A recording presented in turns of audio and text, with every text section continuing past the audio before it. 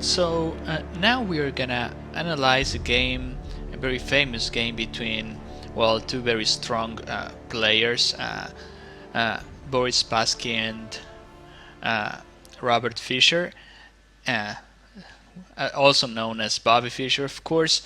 Um, and yeah, when we see a game between two very strong grandmasters, we'll see a tough fight, of course. And yeah, this game it's famous. It's from the World Championship. So yeah, let's get to the action here. Spassky opens the game with d4. Fischer plays knight to f6. White plays c4, and black plays e6. This move order it's quite flexible for black because he's trying to play the Nimzo Indian. If white plays knight c3, which is what he played, then after bishop b4, we already have the Nimzo Indian defense here. Our idea in this defense is to destroy white's pawn structure. So that is why we play bishop b4 followed by bishop takes a c3. And if white plays knight f3, then we can just play b6, which is the queen's ending. And of course, and as I was saying, this is quite flexible. We can play d5 as well, and we're still playing a queen's gambit. So this move order I like for black because, you know, it's quite flexible. We can play a lot of things after that. So knight c3, then black plays bishop b4. We are already playing the Nimzo, and as I said, our idea is to break white's center by playing bishop takes c3 at some point. But here Fischer plays a c5, which is quite interesting as well, attacking white's center, and white plays e3. I recall this is the Rubinstein variation against the Nimzo. When white plays e3, he prefers playing with this bishop inside the pawn chain. He's not developing this bishop outside the pawn chain. But here playing e3 makes a lot of sense because he's also supporting the d4 pawn, and the bishop on f1 it's also ready to go out. So black plays knight to c6, white plays bishop d3, and here we play bishop takes c3 check. So from the positional point of view, that position is changing, and yeah, in order to understand this move, bishop takes c3, we have to also understand the idea of the whole opening. As I said before, we want to destroy his pawn structure. But in order to destroy his pawn structure, we are also giving our bishop pair away. Now we won't have the bishop pair, and the thing is, without the bishops, we should keep that position closed. The thing is, the bishops are stronger in open positions. On the other hand, knights are better in closed positions. And here what we have as black is the pair of knights. White's got the pair of bishops. If we keep a closed position, then our knights are supposed to be better than his bishops. On the other hand, if that position gets completely open, then his bishop pair is going to be quite dangerous. But here, right now, you know, what we can see is that his bishop on c1 is not a good bishop, and bishop d3 it's okay. But, you know, usually black manages to, you know, close that position. So d6. And there's another point too. We just got rid of our dark squares bishop by playing this maneuver. We got rid of our dark squares bishop. So that means, yeah, we have this bishop left. So black's idea is basically we want to place all our pawns on dark squares. So then our bishop on c8 becomes a good bishop. So that idea makes sense. We got rid of the dark squares bishop, so we place all our pawns on dark squares. Then our light squares bishop, it's gonna be nice. White plays e4, blockading the bishop on d3 a bit. On the other hand, he's improving this bishop on c1. So that is the big point of e4.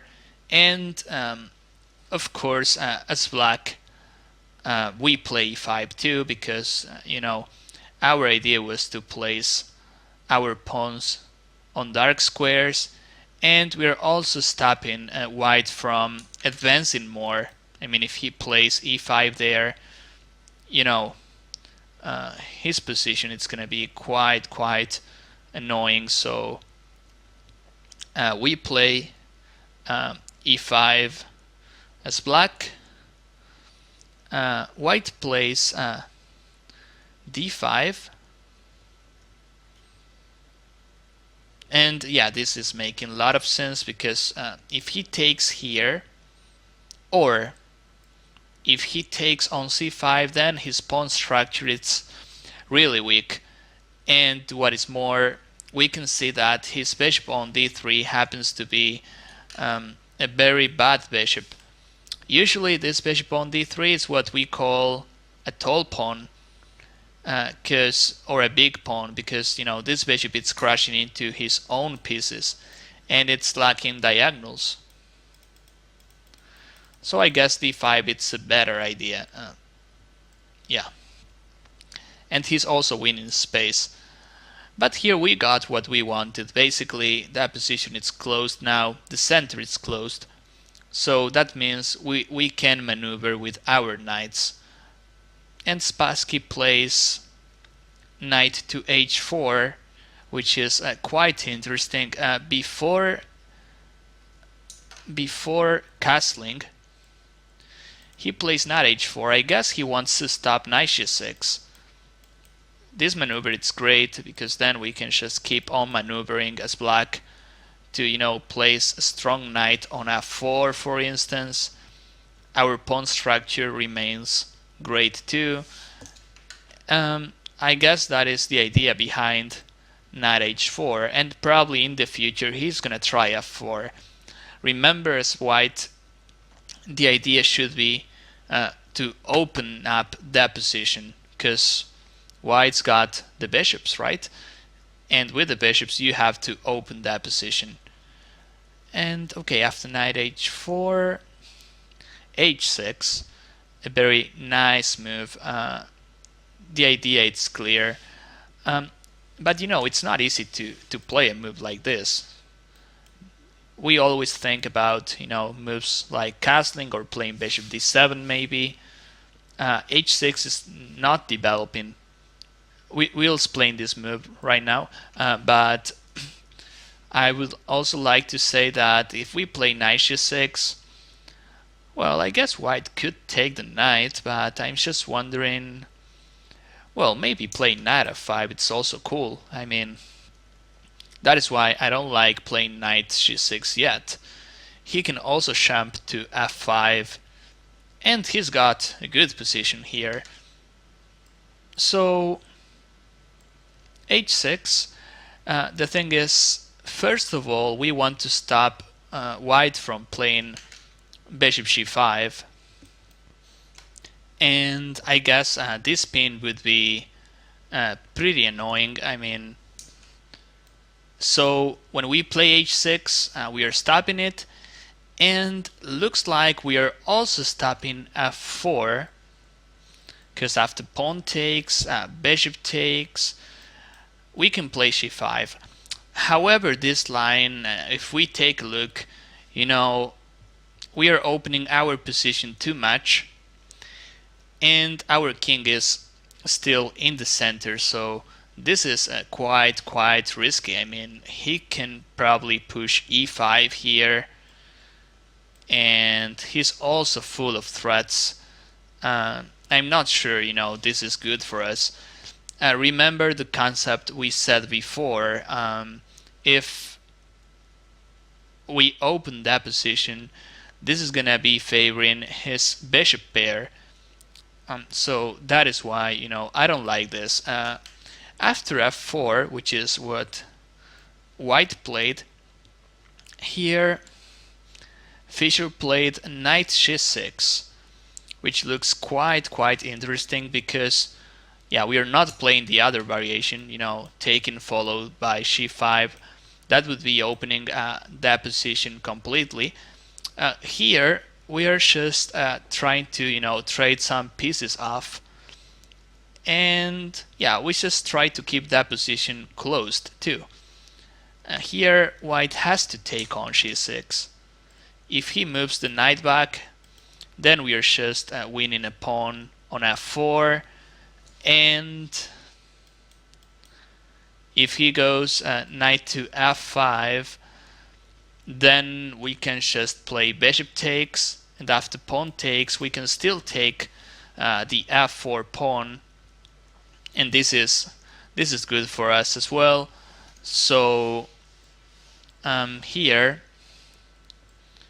knight takes g6, pawn takes. Our pawn structure at kingside doesn't look great. It's like white's pawn structure at queenside, it's a bit destroyed, to say something, but the good thing is this cannot be attacked. White's bishops, especially bishop d3, are blocked, and as long as these bishops are not playing, I think as black will have the chance of getting a better position, because that position is closed and we still have the knight. This knight could be making the difference in the future. So white takes on e5. Makes sense, to open that position a bit because he's got the bishops. Maybe he could have castle too. That would be interesting as well. We take with the d pawn, and well, white plays bishop e3. We just play b6. It's a nice way of defending the c5 pawn. We can play queen d6 too, but usually it's much better to defend your pawns using other pawns. If you defend the c5 pawn with the queen, the queen is a huge piece to be defending a pawn only. The queen is for bigger things, Doesn't mean, sometimes if you have to defend a pawn with a queen or a rook, you have to do it, but if you have the chance of defending this with another pawn, you should, choose the pawn. White castles and black castles as well. So as we said, position is still pretty closed, and this is favoring our knight. His bishops are not playing at all. Bishop e3, it's his best bishop, but this bishop is lacking good diagonals. It's crashing into c5 and h6, whereas bishop d3 is his worst bishop. This bishop is completely useless. It's only defending e4 and c4, but apart from that, it's not doing much. And as we'll see in this game, this is gonna make a difference too. White plays a4 here, trying to win some space at queenside, and I think if he's allowed, he's gonna play a5 too, winning more space and also trying, to open lines. As we said, this is white's goal in this position, to open lines, because he's got the bishops. But as black, we continue on placing our pawns on dark squares. So our bishop c8, it's gonna be a better bishop. And of course, by playing a5, we're not only placing our pawns on dark squares, but we are also stopping white from playing a5. So I think this is making a big difference too. White plays rook to b1, attacking the b6 pawn, and as black, we play bishop d7. We can always defend the b6 pawn by playing here or here. I would probably pick rook b8. But by playing bishop d7, we are finishing our development. And as you can see, we are attacking the a4 pawn in too many lines.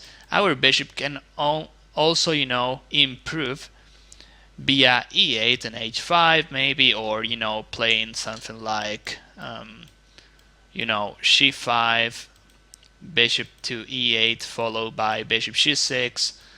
We have a lot of, good ideas in this position. And okay, white plays rook b2. You may think he wants to try something like this, but on the other hand, he's also trying to bring his rook to kingside, somehow. Rook b2 has a lot of purposes, I think. We just play rook b8. First of all, we defend the b6 pawn, and then we can just continue, thinking about a middle game plan. White plays rook bf2, and we just play the queen to e7, just keeping our position safe, connecting the rooks as well. We would love playing something like knight c4, but the problem is he's gonna take the rook, so we can play queen e7 first, connecting rooks, and then knight c4 becomes a possibility. White plays the bishop to c2 here. I guess he wants to protect the a4 pawn with the bishop, so then he can use the queen. Here, if he moves the queen already, if he moves the queen right now, we can just consider taking the pawn. So that is why he plays bishop c2. And now Fischer plays c5. We keep on, advancing at kingside. I think we have the advantage there. And by playing c5, we are also limiting this bishop on e3. So that is why I like this move. White plays bishop to d2. Feels like white is waiting here.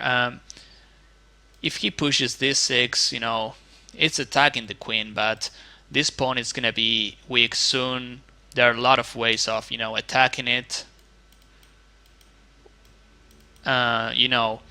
It's a matter of time. This pawn, it's falling for sure, so white prefers leaving this pawn on d5, where it's well protected. I love this queen e8 move as well, because the queen wants to improve here, but we are also, overloading these two pieces. Now white can't use the queen or the bishop on c2, because these two pieces are just defending a4. White plays bishop to e1 and queen c6, attacking the e4 pawn. White plays queen d3 and knight to h5. It's really impressive how Fischer played this game. That is why he was one of the best, of course.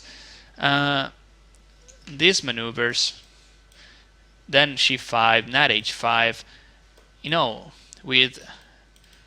with almost nothing, we created a big initiative here, and the knight is going to f4. I think, by the way, if we play an endgame here, we're gonna be much better as black, because we have the knight, and our pieces are much better than white's bishops. But white decides to trade off some pieces, and we get the endgame we wanted. Bishop to d1 and knight f4. White could also consider playing c3 here, however this is limiting this bishop on e1 more, so that is why I guess he played bishop d1. We play knight f4 attacking the queen, and after queen c2, which looks like an oversight, Fischer played bishop takes a4, and here white resigns. This looks like a quick ending, but here probably, yeah, it's hard to tell because he's got to move the queen probably to e3. So we keep defending this pawn, and he's also defending the a4 pawn. However, I think we have an advantage here as black. It's not easy to win that quickly here, but we can just keep on improving our king. Maybe also using the king to blockade the d-pawn. Or, we can just continue playing queen e8, attacking the a4 pawn. Queen c2, looks fine because we are defending everything as white.